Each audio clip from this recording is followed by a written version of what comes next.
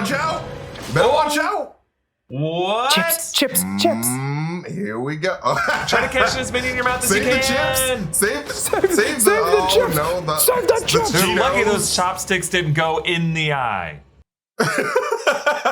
Yeah. Bruce is just like, my eye. Did we hit a spaceship?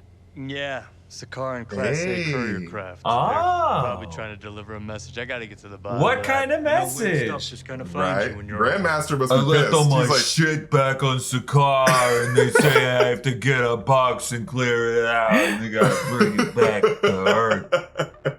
Also, I got a Real son, annoying. probably. I don't want to look into his eyes. He reminds me of the color of her hair. Jesus Christ, Voss. Welcome back to New Rockstars. She-Hulk Episode 1 introduces us to Bruce Banner's cousin, Jennifer Walters, who takes on Bruce's blood after a car accident. An accident caused by a freaking ship from Sakaar. Sakaar crash. Sakaar crash? It's a car crash. Who's in the ship? What message are they delivering? What do they want with their boy Bruce Banner? And did Hulk leave behind a baby boy on Sakaar back in Thor Ragnarok? Holy She-Hulk! Holy She-Hulk. Holy She-Hulk. This is Inside Marvel. It's New Rockstar's official She-Hulk after show. I am Erik Voss. With me right now is MT and Jessica Clemons. Welcome to you both. Hi. Dude, I'm so excited to finally have this episode. Like, this episode was so good. Like, it's so funny. Very, like, Deadpool vibes. I love breaking the fourth wall. Ooh, I love this show. My first impression of the show is that the tone is so fun. They did such a good job, like, with the humor, with the meta breaking of the fourth wall. Tatiana Maslany is so funny in this show. So like, she's funny. really capturing the essence and the spirit of everything that I would have wanted from Jennifer Walters, especially with her relationship with her cousin Bruce. They have such this great chemistry, this kind of love-hate relationship, and I love that they aren't afraid to make her unlikable sometimes. That she's just kind of like, she's a bit arrogant, as some lawyers tend to be, but you still are rooting for her, and like she's just doing it, like how pissed off she is that her life as a lawyer has gone awry. The arrogant moments come in the moments of him being like, sometimes Natasha sings me a lullaby, and she's like, why is this grown woman singing you a lullaby? That's where I'm like, I thank you for those justification moments of like, yeah, it is weird. This is weird. He's like, I'm sensing judgment. Can we not talk about this? Thank you. She was also the love of my life. Like, if he said that, then we'd be like, oh, okay, that's fine. This is like one of the first times I think in the MCU that we've really fully questioned the logic of how hulking out goes down. Like, I like how he's like, I don't really have a good explanation for it. Like, yes, thank you. It's like in the 2012 Hulk film, how he's like spitting out, he's like, I spit out a bullet. So within the fraction of a time that when you try to shoot yourself in the mouth that you'd be able to spit out a bullet on the other end of it, that's how fast the transition takes place. Does the inner lining of the tissue inside your cranium hulk out before the skin does? It doesn't make sense, and I'm glad that this show is actually finally having fun with it. I'm all about it. I'm all about the Hulk science. All right, let's break down what happens in this episode. It opens with Jennifer Walters, Deputy DA, practicing her closing argument in a speech that, I love this, it thematically mirrors a Spider-Man with great power speech. She says, those with the most power have the most to answer for, which just feels like a Hulk version of the Spider-Man with great power comes great responsibility. And I love the way that they're doing the fourth wall breaking to tell the audience that she already has Hulk powers, but you know, you figured that you want to know. And she has this great moment where she like cuts away from her paralegal to go back into her room. So there's like within the universe, she has to like find a moment away from the other people in her life. It's just interesting. Like Deadpool doesn't bother with that. Deadpool's just like, he's with Dopinder in the taxi cab, and he's just like, by the way, you know, she has to like find these moments to sneak away from people as if they can hear her, which I think is very, very interesting on this show. I love that. I think it follows, I like that Deadpool does do it, but I think the writers of the show were like, let's lean more Fleabag. Let's lean more like, this is a woman-led show before it's a superhero-led show, if that makes sense. And I think that's fascinating. I think by the time folks are watching this on the channel, a video that I made yesterday will have already come out that kind of digs into why they're doing it this way. And I think there's some very specific reasons why they're doing it differently on this show. But we flash back to when Jen got her powers, when she and her cousin Bruce were on this road trip, and Bruce shows that the wrist device that we saw in the Shang-Chi post-credit scene is an inhibitor that he invented to keep himself in human form while his arm heals. And Bruce mentions, interestingly, another genius in the family named Ched. We'll talk about him a little later this episode. But Jen debates whether Steve Rogers was a virgin or not, and then a Sakaarian ship causes them to veer off the road. Bruce bleeds into an open wound on Jen's arm, and Jen hulks out and blacks out. Now, we learned from an interview with various interviews with Jessica Gao and Kat Coiro that originally this origin story was going to be in episode 8 of the series, but they figured when they were like in post-production that they needed to restructure it because a lot of fans might feel like we need this origin story, and it would have been hard for a lot of viewers to watch this without knowing really how this all started. So that's why you may notice on a lot of these flashback sequences, the VFX are unfinished, or they found clever ways to cut around it so you don't actually see much of She-Hulk's initial transformations occurring on screen because they just really ran out of time when they decided to restructure it that way. I would have questions. Why would you put that in episode 8? Why not just decide of to do a that 9-episode series? Stage, yeah, a 9-episode series, I'd be. I'm sorry, I'd be a little irritated too. Yeah, like especially if it's this completely new Hulk that like you have no idea. Like a lot of people have no idea where she came from, so it's like they need that origin like pretty early on. Right. Especially the way the origin unfolds. It's not like a monumentous thing. It's just kind of like his inhibitor thing glitches out, and that happens to be the moment he's bleeding into her open wound, and that they're cousins, so that causes her to process gamma radiation the way he does.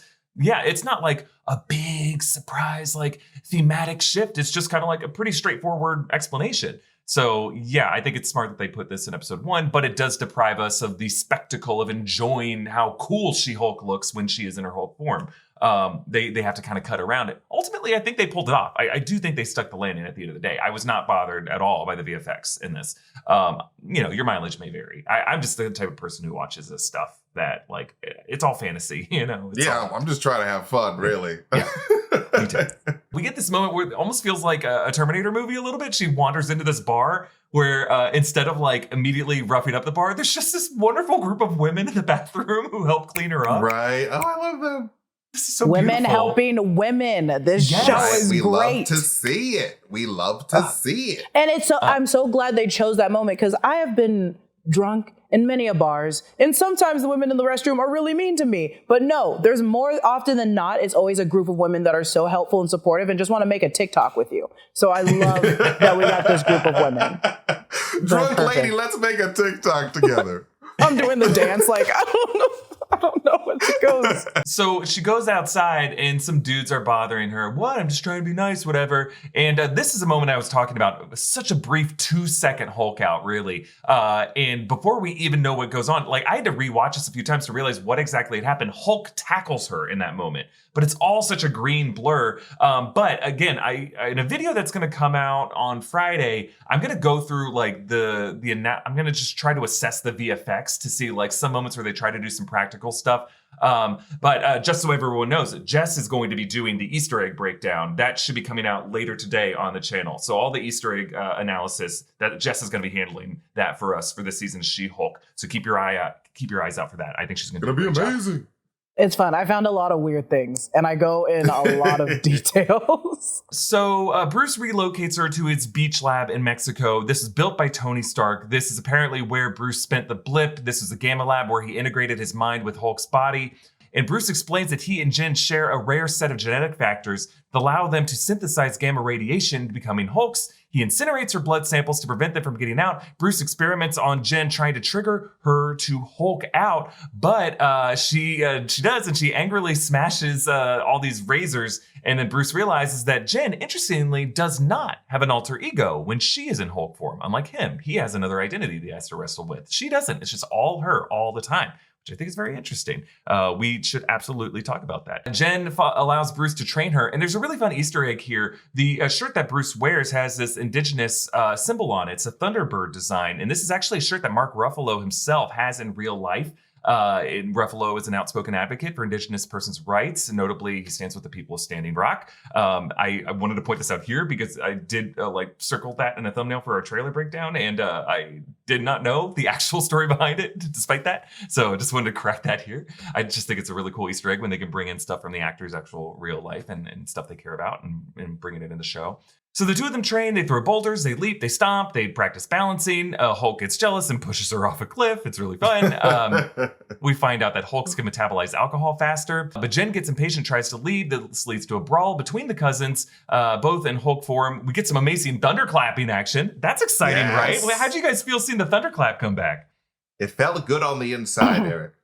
It felt good on the inside. I loved it. I even make a joke in the breakdown where I'm like, even though She-Hulk feels like a thunder applause because she's just That's right. just going off, and I love it. That'll be me when I see going. Leapfrog. I'm gonna be like, yes. Okay, never mind. I'm not giving you the time of day for this. But what I did like is the fact that what took us so long to see him do it, she does it in 0.5 seconds from the time he does it. So I'm like, it's just furthering that She-Hulk genuinely takes these things much quicker and easier than Hulk does. And I just love it. I just love it that they gave it to her immediately. Yeah, I feel like the lack of resistance is a huge factor there because Bruce had to fight with Hulk and he doesn't really have a lot of his own mental self when Hulk is being Hulk a lot of the time. So man, she's just yeah, I can do this. It's easy. This is super easy. What do you mean? I'm like, hey, what do you mean? You get it, girl. She's just like, what do you mean? I can do this in my sleep. I can do this all the time. And I love her for it. I love her for it. So at the end of this fight, the bar that Bruce and Tony had built together gets wrecked. So the two cousins rebuild it together and they peacefully part ways. And then we're back to the present day, the day of the trial. And Jen is up against the firm of GLK&H, her future employer that we know from trailer footage. Titania smashes into the courtroom, who seems to be a major antagonist of the series, though it sounds like from interviews we may not really get to know her a whole lot until later in the season. Jen decides to Hulk out, gives Titania the business before returning to her closing argument. And then we get this post-credit scene showing Jen drinking with Hulk in human form, and Hulk finally confesses that Cap lost his virginity in 1943 to a woman on the USO tour. And Jen declares before we get to credits, Cap fucks! Hey! It's I love it. I love the Spider-Man cut to black before we get the full F-bomb. We're going to dig into all these moments a bit deeper. Let's start with this Sakaran ship. Okay, first question. Who was in the Sakarian ship? Yeah, that is a question. So Bruce later identifies, as saw in the opening clip, the ship is a Sakaran Class A courier craft, probably trying to deliver a message. This ship has a similar ring design to the Grandmaster's ship called the Commodore from Thor Ragnarok, but is a very, very different paint job. The Commodore was a pleasure cruiser. This is a courier craft, meaning that in the world of Sakaar, it's something like a UPS truck or a Federal Express truck, USPS truck, something like that. So what message is this courier craft sending to Bruce Banner? Well, when Bruce last left Sakaar, the Sakarans had successfully staged a revolution to overthrow the Grand Master, who pathetically tried to join their ranks. There were reports of a deleted scene from Thor: Love and Thunder that would have shown Gore the God Butcher meeting with and probably killing the Grand Master, but those were removed, meaning the Grand Master's fate in MCU canon remains unknown. The Grand Master could be summoning Hulk back to Sakaar to defend the title against a new warrior like Hercules, who we just met, or Beta Ray Bill, maybe Adam Warlock, who's coming up in Guardians Volume 3. Notice in Bruce's beach house, there is a couple odds and ends that Jess is going to talk about in the Easter egg breakdown. But one of them is Hulk's Spartan-style gladiator helmet that he wore on Sakaar. And this is important to point out because it means that Hulk must have either gone back there at some point to retrieve it because he did not have it with him when they fled on the Commodore, or that someone else brought it to him from Sakaar. And knowing Hulk's reputation during this time as a gladiator on Sakaar, the message could be that he has a son. Skaar, Skaar. Skaar is Hulk's son from the 2007 World War Hulk storyline and the 2009 Skaar, Son of Hulk storyline. Thor Ragnarok partially adapted the Planet Hulk, World War Hulk events for the Sakaar portions of that film, but in the comics, Hulk is actually sent off-world by the intelligentsia after he wrecks Las Vegas and ends up on Sakaar, where he becomes this warrior hero. He hooks up with Kyera, the Old Strong. So Kyera produces this cocoon that falls into a lake of fire and Skaar emerges. Sakaar just kind of ages super fast. Like initially he's a kid, but like a year later he's like close to a grown adult. He runs into everybody. He like faces Silver Surfer and Galactus. Then he gets exiled to Earth. He fights among many people, Juggernaut, and then later Doom. He actually joins Norman Osborn's Dark Avengers to fight the New Avengers, but he was actually Steve Rogers' double agent. So this series may reveal that Hulk has a son on Sakaar, but I just think given this series structure and focus as a She-Hulk series, I don't think they would reveal that until maybe the end of the series, maybe as a post-credit scene to the whole series. This could be something that it gets explored further in a World War Hulk movie, or maybe in Kang Dynasty, something like that. I just think it's interesting that Bruce recognizes this ship as a Sakaran Class A courier craft, because during his years on Sakaar, Bruce was a buried consciousness within Hulk. He had no memory of what was going on in the outside. So he didn't have much time on that planet in human form to learn about Sakaran spacecraft and the fleet. He fled for Asgard pretty quickly. This suggests to us that sometime during the blip, in addition to working the Gamma Lab to fuse his mind and body, perhaps sometime after Endgame while his arm was healing, and we know he got to know Captain Marvel during this time, Bruce had some additional experience with extraterrestrial civilizations like the Sakarans, the Kree, the Skrulls, the Xandarians maybe, and seeing the ship might not have surprised Bruce in that moment. Like he could have said, oh, just slow to a halt. You don't need to steer off the road, Jen. I think he might suspect what this message is already about, and he's not disclosing it, Jen, for whatever reason. So I think Sakaar as a son is a very interesting possibility. I wonder, though, that this might shed light on whatever's going on in the cosmic fronts of the MCU right now. Maybe this intergalactic war between the Kree and the Skrulls that we'll see more of in the Marvels. Maybe whatever's going on with Adam Warlock and the High Evolutionary in Guardians Volume 3. Maybe a looming threat like Galactus. I want to know what you two think. We talked about it on the break room, and I talked about it briefly also on the breakdown, but I love the idea of Sakaar coming in. Again, I agree with you. I think it's way too heavy to be adding that storyline so heavily into She-Hulk when She-Hulk is about She-Hulk. We have so many other things coming on already. I do think and believe that he went to Sakaar again after Thor Ragnarok, because how did he get that helmet? There is a lot of stuff that is in the show where I was like, these could all be Sakarian things that he went back and got in Sakaar, because I don't believe he got it when he was mentally just Hulk. He had to have been smart Hulk at this time and been conscious of what he was doing. So I think he does go back. I just don't think it's a letter about his son being born yet, but maybe they have been trying to reach him about his extended warranty. No, about just coming back to just do work, to figure out civilization there, because I love in Planet Hulk that he basically figures out like his blood can grow grass. He is much needed there. He's very smart, and this smart Hulk can maybe further them just like intellectually and technologically. So I think they just want him back all the time. And he's like, well, I live on Earth. So I think eventually, maybe in Phase 6, we'll get into the storyline of him falling in love and having a child. Maybe there's someone there right now that he's starting that with, but I don't think it's about his child yet. That's me. That is where I'm at. But no, I really do think that Sakaar, it's a little bit too early for Sakaar. And, but like for me, like knowing how Thor Ragnarok went and how Bruce basically transformed from the Hulk into Bruce, like out of nowhere, the Grandmaster has no idea where the Hulk went. Like from his perspective, the Hulk just disappeared. He's like, where did he go? Like I lost Thor and I don't know where the Hulk went. So I think the Grandmaster's like, let me try to search for this gamma signature to see if I can find this weird big gamma signature somewhere. And then he found the Hulk. Yeah, is there no way that this courier is just a subpoena to come back and like go to court in Sakaar?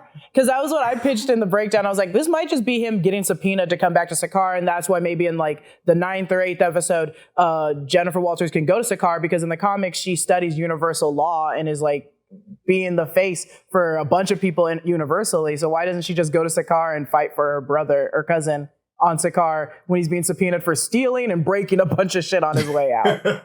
I think that's a fascinating theory. Maybe the fact that it's Sakaran is just the fact, like, this is just the person who is delivering, the subpoena, It's just a courier craft. Doesn't mean it's from Sakaar. It could be anybody in the cosmos who's trying to summon Bruce right now. And so what if it's like a matter of, we know who's being judged right now in the MCU? Pretty much everybody, right? And we have Arishem the judge who's judging the Eternals on whether or not Earth is worth saving. Maybe he's being summoned as a witness on behalf of Earth in Cersei's trial. And that's where you have Eros and Pip taking the other half of the Eternals to go like, to lobby on behalf of Earth, of all of Earth, in front of Arishem the judge or whoever else, maybe it's the Living Tribunal, right? We know the Living Tribunal exists in the MCU in some physical form based off of those statues in the chamber in Thor: Love and Thunder. So maybe there's like some massive trial that's happening in the MCU, and basically Hulk has a jury summons or a witness jury summons or something. I love that.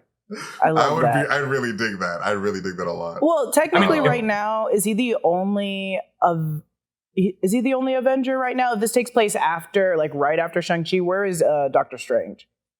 He's still around. Or he's got a third eye. He's hanging out with Clea in the. Well, in the I feel like dimension. once he goes into the dark dimension, they're like, okay, we can't reach him. So is Bruce Banner the only one on Earth right now? I guess Hawkeye is still there. Well, you have Captain America, Sam Wilson's hanging out, Hawkeye's around. That's true. Old man Cap is on the moon. We think we don't really know. White Vision is somewhere. Yeah. No, they're like, don't even worry about that guy. Don't worry about that guy. That guy's wild. Peter Parker. No one knows who Peter Parker is, I guess. So that's true, yeah. Right. I think that spell applies to everyone off-world, too, whoever might have known, including like the Guardians and other Sakarans and stuff. With that being the question, I was more so like, that would make sense that Bruce would be the point of contact to be harassed. You know, what's interesting is like the Sakarans being the ones who serve the paperwork. Sakarans have been called paper people in the MCU, right? So they might be the ones who are the couriers in this case. I'm reading into it, I think. But that's Look here. Maybe. But yeah,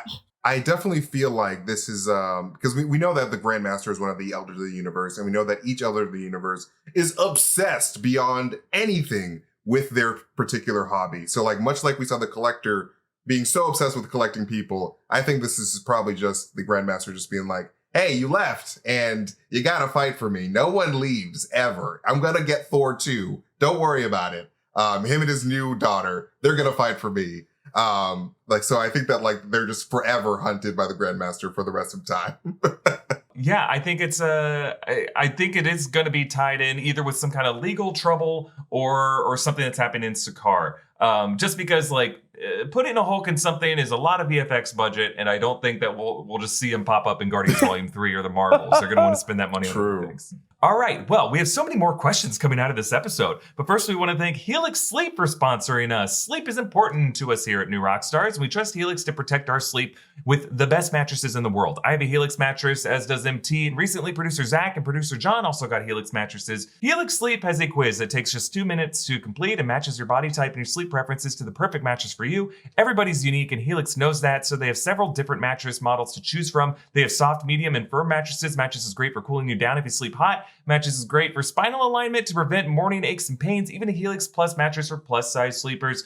Producer Zach took the Helix quiz and was matched with a Midnight Lux mattress because he's a side sleeper that needed a softer mattress, and now he doesn't wake up with a sore shoulder or neck like he did with the other mattresses that he's had. Helix was awarded the #1 best overall mattress pick of 2021 by GQ and Wired Magazine, so just go to helixsleep.com/InsideMarvel, take their 2-minute sleep quiz, and they'll match you to a customized mattress that will give you the best sleep of your life. They have a 10-year warranty, and you get to try it out for 100 nights risk-free. Helix is offering up to $200 off all mattress orders and 2 free pillows for our listeners at helixsleep.com/InsideMarvel. All right. I wanted to ask both of you, why do you think Jen does not have an alter ego when she is in Hulk form, other than the fact that's just how it is in the comics? Could there be some in-universe reason in the movies and films and TV shows? Well, okay, so Scar is also conscious. Scar is like himself, but Scar is also himself. He doesn't change between being a human and whatever he is, just the offspring of Hulk. And then we have Abomination, who is still conscious of himself when he's Abomination, right? Yeah. Or at least we're seeing that in the trailers and stuff of here. It's like he's changing. She's like, change back down. And he's like, okay. So we get those. I do think that this was just maybe, honestly, affects just Bruce Banner. Because I feel like every time Bruce Banner's blood gets to someone else or his offspring gets it, they are still conscious of who they are. Maybe this situation only affects Bruce Banner, which could make sense because Bruce was also self-diagnosing, self-doing everything himself, whereas everyone else has been affected like by him, if that makes sense. So, which it sucks. I know is not the mathematical answer. It's just genuinely every other version of Hulk has the consciousness still themselves, or most of them do. I think you're right on the money there. I think that like his blood, or I think the manner of which you become irradiated with gamma is very much a factor here. In particular, because like in the Incredible Hulk film with Edward Norton, when it first starts off, that's when they show his origin, like with flashes, and we see that like he gets a direct shot of gamma directly into his forehead, and like it's a crazy amount of gamma that only his blood could absorb because of a special primer that Betty Ross made that she injected into his bloodstream. So I think that it's the manner through which the gamma is introduced to your body, because he got a shit ton of gamma, and I think that the Hulk personality could have been within that gamma radiation and went directly into his brain. That's when that personality was introduced. And then when Jen gets his blood, she just gets a little bit of the gamma concentration, enough for her to change but not have a whole different personality. That's just a weird hunch that I have. The banner manner. That makes sense. The brain one is really affecting me because it's also like, so what happens to the leader? Does the leader, when he finally changed, like have no conscience? Is just like freaking insane because he just had the cut in his head?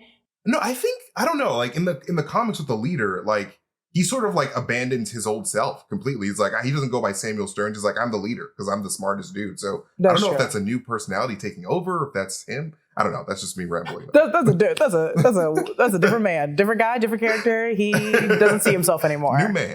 New man. You guys are right that like it's not that Jen is the unique one here. I think Bruce is the unique one here. That seems to make more sense to me that he's the odd one out. He is really the outlier. And that like there's the more normal way to go about this is to be a Hulk that can like retain your identity and not have this separate personality. I mean, I don't know. I'm not going to dig into like any kind of diagnoses as if we're back in the Moon Knight era. I was gonna, yes. But I was gonna agree with you with that would make it also adds to like Incredible Hulk and this Hulk that are doing yoga and engaging in dialectical behavioral therapy because it's like dealing with yourself and personality disorder, and that's why it works for those people. But it probably wouldn't work, which it shows that much on Jen because Jen's like, I'm still myself. I'm conscious of who I am. I'm not fighting someone inside myself. So not to get too deep in the medical diagnosis, but I'm just saying those are two other features that would make sense why it works only on Bruce Banner and not on Jennifer Walters or anyone else. I think that there's also an interpretation here that maybe Jen's alter ego is us. It's the people on the other side of the fourth wall. So when she's talking to us, we are the other identity that she is sharing her consciousness with. That's, I like in it. a way, That is she's fun. kind of wrestling with us. I really love that. That is such a fun idea. I hope that's the case, honestly. Yeah, I don't know if they'll ever give us like an in-universe answer as to why she's able to break the fourth wall, but I think that's so interesting that only she and Deadpool and to a certain extent Wanda Maximoff could do that, because Wanda Maximoff within the Westview Hex was able to do it, but that was all like part of Agatha's spell. But also in Multiverse of Madness, when she took over the 838 body, she looked directly into the camera, and I think that was meant to be a little moment where she's breaking the reality. Right? I really hope they make it an actual situation rather than like, oh, this is just fits the theme for television tropes and stuff. I would love it to be a reason, like she's a mutant or something weird. I mean, I'll accept it if it's just a Fleabag thing. But I mean, my favorite moment of Fleabag is when Andrew Scott looks at the camera too. And screams, he's like, and he notices it. Out. Yeah. I talk about it in my breakdown. I'm like, the priest noticed. I pitched in the breakdown. I was like, hopefully that we like another loved one of hers, maybe the true one that she loves, maybe it be Pug or whoever that noticed the camera too. That shows that's the true love. That's the love. That's the Fleabag way. Okay, sorry. I honestly hope they reveal that she's talking to the Watcher, or she's like she can sense the Watcher. What if the Watcher is like? The Watcher's like, go girl.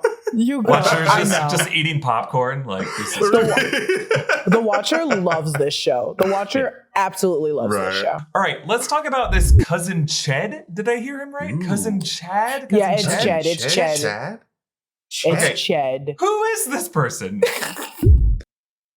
I think because I also theorized this on my breakdown, I think cousin Ched is supposed to be related to okay, so in the comics, her family, she has on the dad's side, she has an aunt named Cassandra Pike, who is literally an evil person. She's a biologist and got a Nobel Prize for it, but she also has a son that she turns into a giant monster to kill Jennifer Walters and her dad.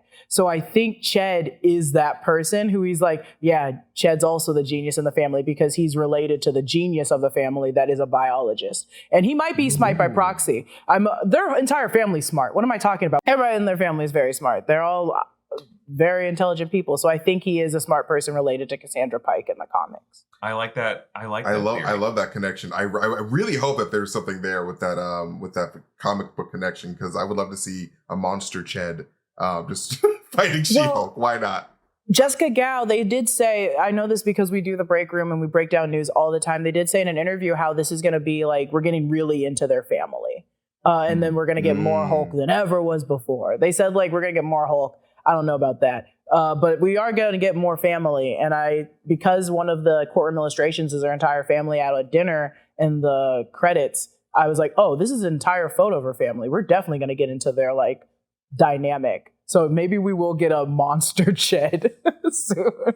Do you think that like, because like we know that the multiverse is the thing, and like the first Incredible Hulk film with Eric Bana, like, and his dad was the Absorbing Man. Do you think that in the MCU that could be the case here? I would love that. That'd be kind of crazy. I would love that. Also, follow up. Eric Bana's 2003 Incredible Hulk doesn't connect like Edward Norton's, right? In the MCU, they don't acknowledge it. No, they seem very separate. Just making Vaguely, sure. the fact that like, doesn't the Eric Bana Hulk film end with him in Mexico or South America or something like that? And then so that's kind of where Ed Norton Hulk begins in Brazil. It's sort of, but that's so loose. Connected, it's so but loose. not. Yeah. God, that movie came out ages ago. But they could take pieces like that out of it and put it in here. Because that's fun. That's amazing. Yeah. You want to know how time is freaking crazy? The difference in the amount of time between the Eric Bana Ang Lee Hulk and the 2008 Hulk is less than the amount of time between Doctor Strange movies in the MCU. Between Doctor Strange and Multiverse of Madness. Yeah, Doctor Strange Multiverse of Madness, there was 6 years between those movies. And then there was only 5 years between two non-canonical Hulk movies. That is bananas. The thing is, the bananas part is the Doctor Strange one for me. I'm like, that was too long. No, he's 100% right, because Doctor Strange 1 came out in like, what, 2015, 16? 2016. So like, But the difference is, in between those, we got Doctor Strange showing up in like 3 different movies. Right. He was in Infinity War, Endgame, and No Way Home. So it's like, we got our daily dose of the Doctor. But I just find that interesting. Like, I mean, if you go back between like, even Tobey Maguire's last Spider-Man movie and the first Andrew Garfield Spider-Man movie, or the last Andrew Garfield movie and the first appearance of Tom Holland in the MCU. That was a lot of time. Yeah, not that much time compared to like gaps of time between us seeing characters in the MCU. I think that's just how entertainment just changed, because I remember back in the early 2000s, we were quick to change things up. We were like, nope, we're going to do a new one and we're going to change the person. Like, we were quick to do it. Now it's a lot harder. It takes more time than what we did with Incredible Hulk. Yeah. Oh, for sure. I mean, all the characters in the MCU, the amount of like continuity and consistency between these movies is really an anomaly when you look at like the vast majority of superhero fiction over the past 50 and 60 years. 100%. Like, people would be recast all the time. Like, that's kind of the name of the game. All the time. Yeah, that's why Chris Evans is like 3 different characters. That's right. We were okay with it. We didn't care. All right, I want to end with this question. The question that this whole episode asks: Cap's virginity. Who do he lose his virginity to? I'm honestly leaning towards the fangirl played by Laura Haddock, who plays Peter Quill's mother. Yes, baby. Just because they had that moment in the first Cap film where like they look at each other. I don't think it's one of those USO dancers. I think it's her. I think, I don't think Steve Rogers would not have wanted to hooked up with one of the USO dancers. He's too polite. He didn't want to start any drama with the other USO dancers who he didn't hook up with. So this is a girl who comes in, he knows he's going to be leaving the city the next day. This is, I think it's got to be her. Thank you. Me and Brandon are fighting in the office about it because he thinks it's Game of Thrones Marjorie. Oh, Natalie Dormier, Private Lorraine. But I don't think. First off, it was the USO tour, and also Peggy was there. He didn't meet her until London, until the SSR office in London, which was after the tour. Yes. And then someone also mentions that it might be, because I went back to watch it just to be like, who could it be, right? And someone was like, oh, it might have been the USO dancer that was peeking through the curtain. That's what I looked at her she gave me some major eyes when she was looking at this. Not She's like, as much as Meredith Quill. Not as much as Meredith Quill did. It's true. She straight up stopped. That was like literally Johnny Cash, Elvis Presley line, like, can I get your autograph? Like star-studded, I'm going to have sex with you tonight. And so that's why I was like, 100% it's this woman who is not actually Meredith Quill. And like in Spider-Man Homecoming, we know that the dude from the Howling Commandos, they recast him as his principal, and like they has a direct familiar connection. So like in the MCU, you could use the same faces for ancestors, I guess. So that's right. It's possible. It's possible that Steve Rogers could be the great grandpappy. I hate it, and I refuse to believe it. Peter Quill.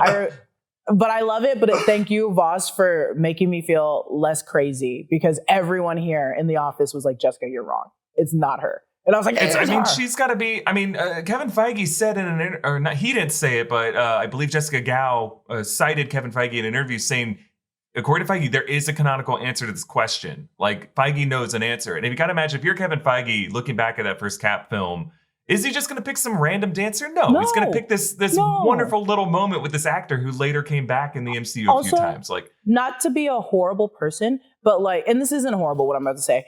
If it was a USO dancer, don't you think they would have maybe started a relationship off that, because they were dancing all across the country every time together? You don't think they would have continually hooked up? No, he said maybe they were fucking all across the country together too, and they just didn't go into it. In the first and they just, well, you're going against our theory, Voss. You're going There's a whole against separate montage of like in Philadelphia, Cleveland, New York, just smashed beds in hotel rooms across the USA.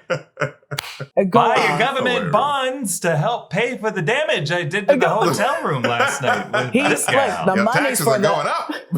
Yeah, the money's to fight the Nazis and protect the Hilton suites and protect the Hilton. But like, I think like, because like, you know, like Voss said, like there is a canonical answer to this.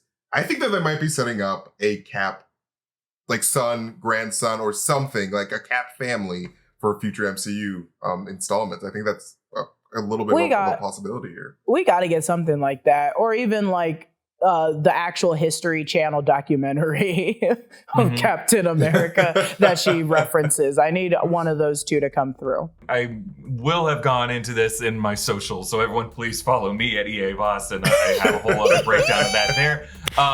And be sure to follow Jessica at Lulu_Clemons. Follow MT at MasterTainment. That's it for this episode of Inside Marvel. So again, Jess is going to be handling the Easter egg breakdown this episode. Keep your eyes peeled for that. That's coming later today. But we're going to have lots of She-Hulk related content on the channel coming this weekend. And yeah, if you're interested in other stuff that New Rockstars might cover, I'm going to be doing breakdowns of House of the Dragon on HBO. That's right. I'm going back to my roots, covering Game of Thrones content. That's going to be exciting. Be sure to subscribe to Inside Marvel wherever you get your podcast. Subscribe to New Rockstars here on YouTube. We thank you all for watching, and we'll see you next week. Bye-bye, everybody. Thank you, guys. Bye. Bye. Love you.